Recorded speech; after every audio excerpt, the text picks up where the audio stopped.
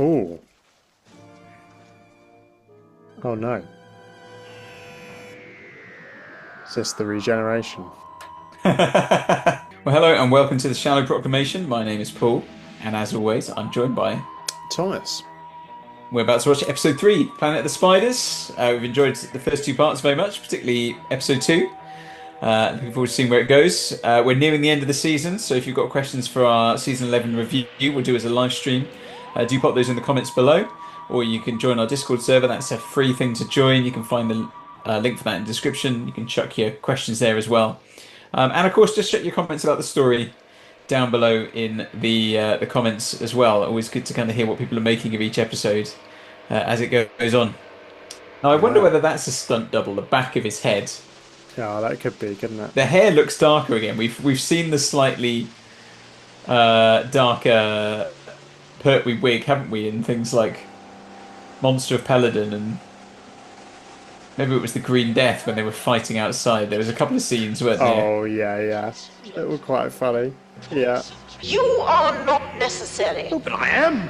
Without me, you would never have recovered your... So the Queen Spider here, I think it's the Queen, is actually voiced by Kismet Delgado, who is the wife of Roger Delgado. Oh, really? And I was trying to do a bit of research on this because the story I'd heard was that Delgado had died when filming something in Turkey, but their story was something like his plane had been redirected because of bad weather or something like that, and he ended up having to go to a different airport. And he and another member of the crew for this TV show, or maybe a couple of members of crew, went in a taxi to the location, and the person, to save time, took the mountain road, and they went off a cliff and so on.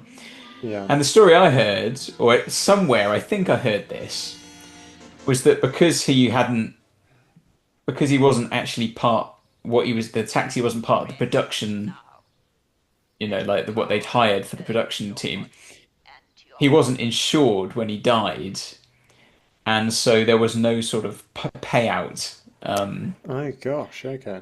And I heard that the production team, because they were very keen on Roger Delgado, they were very close to him, because obviously being a lot in the stories with the Unic family, they wanted to give Kismet Delgado this role as a way of sort of, being able to pay her something, give her something. But then I was trying to find this earlier, and I could find no reference to it at all. So I'm beginning to think, like, did I dream this? Did I make it up? Or did I just, is there no reference to it online? Maybe it's just in a documentary somewhere, like someone's saying it, and it's not written down anywhere online. I don't know. So I'd be interested to know if people know the story below, whether she was given the role because Barry Letts wanted to do something for her, and the team wanted to do that, or whether I've just dreamt this up in my head somewhere. I think they said Elisabeth Sladen was arachnophobic. Really? So it was a story of Jon Pertwee just getting her to sit and stroke the models to get used to it. No, they really went to Utah to film that. Yeah, it's ambitious. Obviously, yeah, CSO, but I quite like that they've gone for that kind of landscape. It's a nice change, isn't it? That's true. But, Doctor, a planet's a big place. Yes, well, I always leave the actual landing to the TARDIS herself. She's no fool, you know. You speak as if she were alive. Yes. Yes, I do, don't I? That's nice. That's cool. That's a classic era idea, that the TARDIS is alive. Yeah, it's interesting when you think back to sort of Hartnell, we'd always refer to it as the ship. Got to get back to the ship. Yeah. Now the TARDIS has become a sort of character in its own right. Yeah. I do like the change of direction here, like the. Yeah, Oh, suddenly this is- really kind of... Oh, and it's become a martial arts film now. I think Pertwee, yeah, this is probably a stunt double because I think Pertwee had quite a lot of back trouble. Oh, really? Yeah, We've yeah. talked about that once or twice before, so I don't think this is Pertwee.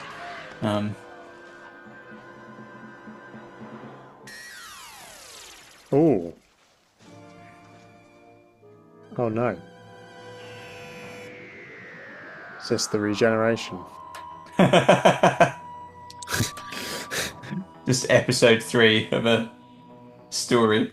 Yeah, that'd be so random, wouldn't it? Yeah, I do like the change of direction there. Although, I said I like the fact that on the planet now you got this quite distinctively different visual.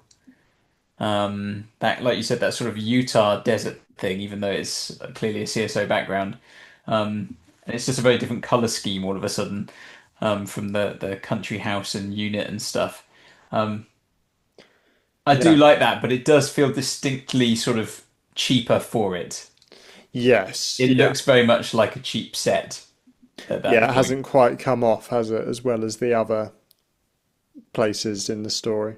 Well, No, because obviously, no. because they were authentic locations and sets and stuff. But this is ambitious and it's colourful and it's kind of fun. But it feels tonally just watching it, it's a bit harder to take seriously, isn't it? Mm. It feels it seems a little bit early for it as well, almost because I mean it's called Planet the Spiders. You've got to get to the Planet the Spiders at some point, haven't you? Eventually, yeah. But it feels like every episode's been quite different so far, hasn't it? Your first episode was quite grounded in the setup, and the second episode was mostly just a long car chase, or not just a car chase, an extended chase through planes, trains, and automobiles. Um, Yeah. and then this one again is now moving us onto the planet with a very different look. So normally we say, don't we, sort of you're expecting in a six-parter for there to be a bit of a change of pace. Maybe at the end of episode 3, so beginning of episode 4, or even in episode 5, you get that thing where the whole thing sort of flips slightly, and you go, "Oh, there's a new feature here or a new angle." Um, where this feels like every episode has been quite distinct so far. So it'd be interesting to see whether it can keep that up. Hmm. But I'm still enjoying it, despite the slightly, as I said, it looks a bit cheaper all of a sudden because of the change of location.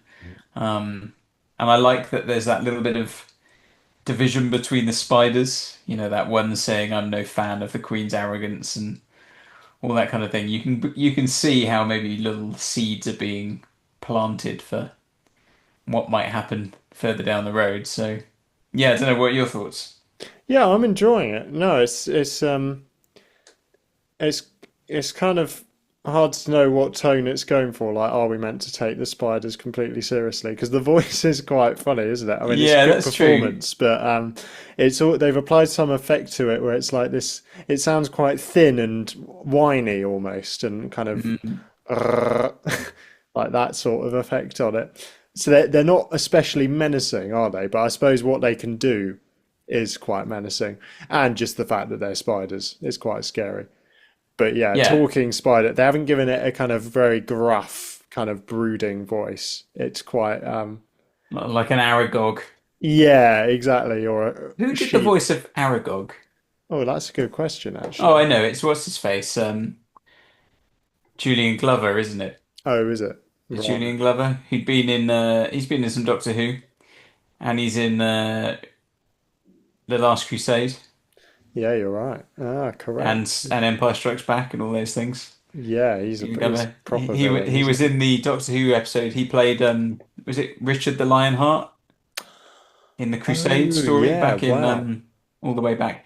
Did I say that? And I can't remember if I said at the time. There's someone who I work with, and actually Julian Glover is their uncle. Oh, Like yeah, yeah, you mentioned that. it's really Yeah. random. Oh, wow. Anyway, So he's the voice of Aragorn. I forgot about that. Aragog also makes me think of just Jim Broadbent going Aragog. Aragorn. Like, Such beautiful magic. brilliant Yeah, beard, Tom. purely research purposes, I assume. Yeah, so yeah, struggling to take the spiders completely seriously, but I always wonder if that's the point. I think that it is a kind of fun story as well. But yeah, Hey, I don't know. I think maybe they are supposed to take them seriously, like because the characters do most of the time. Like they are yeah, seen as a pretty good threat. Although Lupton's an interesting figure, isn't he? Because he turned that power back on the spider, yes, not completely under their yeah, kind control. of tortured it. He performed the Cruciatus. Yeah, it's very much like that. Yeah, Um, So I No, think there's interesting. interesting things going on. There's definitely some stuff, good stuff there. Yeah, I'm intrigued. Like I say, it's a story I've only seen probably in full maybe maybe three times. Because again, it's not one I owned when I was younger. But so all the details of the story I don't really remember. I obviously know the basic gist of it, but all the details are really beyond me. So yeah, I'll be interested to see how it all pans out. Yeah, no, me too. It's about, well, we're halfway through, aren't we? Yeah, absolutely. So, Halfway there. yeah, guys, do subscribe if you'd like to stay in the loop. Do let us know what you think in the comments and on Discord, and any questions for our upcoming season 11 review. And you can check out the full commentary tracks for this and other stories on our Patreon. But thanks for watching. Until next time, bye bye. Goodbye.